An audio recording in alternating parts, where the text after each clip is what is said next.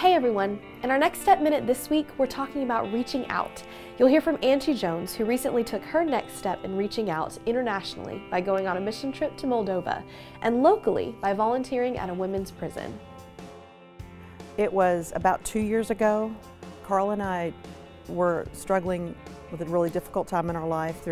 He had a job loss, and he'd been searching for another job for a long time, and we were frustrated and kind of angry with where we were in our life, and we decided to rededicate ourselves to God and try to take that next step. And one of the next steps that we felt very strongly about was a mission trip.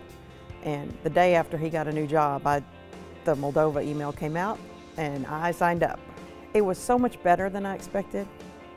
It was exhausting and it was intense, but I enjoyed every second of it. I enjoyed getting to know another culture, getting to work with kids that I couldn't speak their language, but I was able to communicate with them in other ways. I'd heard about it for years at church, and it made me cry every time I saw it. And to actually see it in person, to be there, to be walking those steps, walking in those orphanages, and meeting the kids, took it to a different level, a level that I didn't even know I needed, but I did.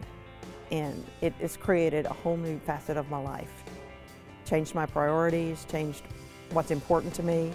Now, whenever I look at buying something big, I think of it as, oh wow, that's $10,000. That's 4 trips to Moldova. That's the way you start thinking after you've made a trip like that. It's very hard to spend a big chunk of change on something without thinking that can make a difference somewhere else. After I came back from Moldova, and then Carl went to the Amazon in May, we were both feeling like we still needed to do something, find a way to contribute. And mine happened in an unusual way.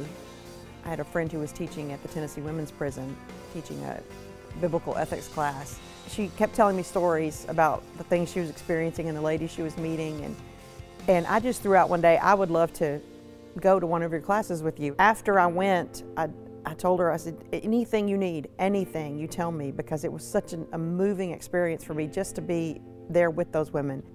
And she said, well, I've had this idea that God has kind of laid on my heart to start some workshops for these ladies that can't get into the more higher education program. And she said, I think you'd do really well with an art workshop.